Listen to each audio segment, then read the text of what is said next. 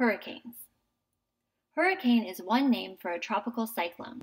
Tropical cyclones are called typhoons in the western North Pacific around the Philippines, Japan, and China. In the western South Pacific around the Indian Ocean, they remain tropical cyclones. And in the Caribbean, North Atlantic, and Northern Pacific regions, we call the storms hurricanes. All of these names describe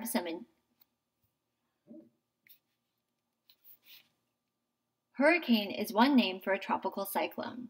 Tropical cyclones are called typhoons in the western North Pacific around the Philippines, Japan, and China. In the western South Pacific around the Indian Ocean, they remain tropical cyclones. And in the Caribbean, North Atlantic, and Northern Pacific regions, we call the storms hurricanes. All of these names describe the same intense storms formed over warm ocean waters and made up of extreme wind and rain. All hurricanes start as tropical disturbances. A tropical disturbance forms when warm water evaporates from the ocean. The water vapor rises, and as the air temperature drops, condenses into clouds made of liquid water. Water vapor has more energy than liquid water, so the excess energy is released as heat that warms the air. At first, this process creates puffy cumulus clouds, but as the clouds rise, they meet more clouds higher in the atmosphere.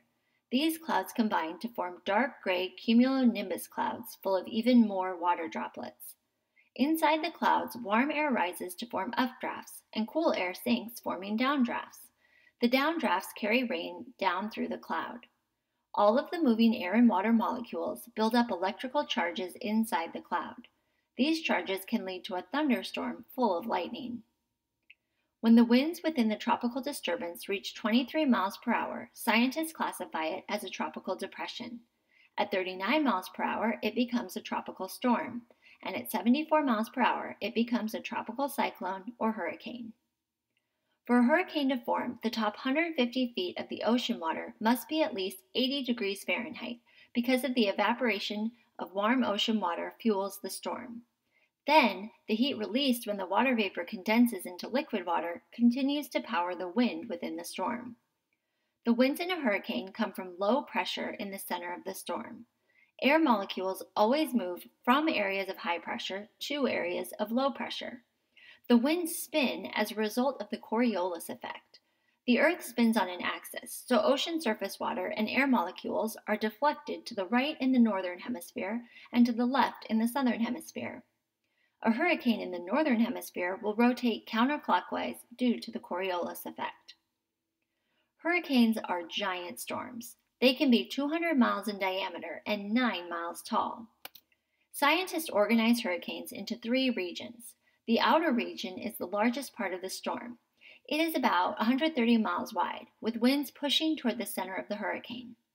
The outer region is full of rain bands, thunderstorms that spiral around the center of the storm.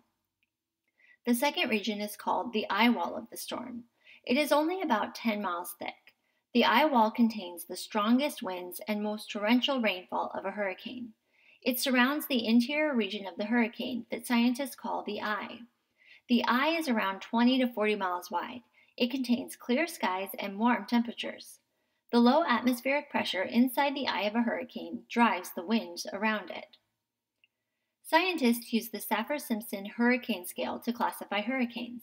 Category 1 hurricanes have wind speeds between 74 and 95 miles per hour. Category 2 hurricane wind speeds are between 96 and 110 miles per hour. Category 3 are between 111 and 129 miles per hour. Category 4 are between 130 and 156 miles per hour, and Category 5 are higher than 157 miles per hour. Category 5 hurricanes are the most deadly storms. In 1978, the World Meteorological Organization began naming hurricanes using alternating male and female names. Scientists reuse the names every 6 years. The names of the most intense, damaging, and infamous hurricanes are retired and replaced with new names.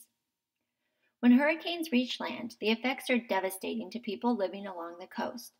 The intense wind tears buildings apart, and the heavy rains and storm surge cause flooding. The circular winds can also generate tornadoes around the hurricane. However, Hurricanes can't sustain their power over land for long because they lose the power created by the evaporating water from the warm ocean.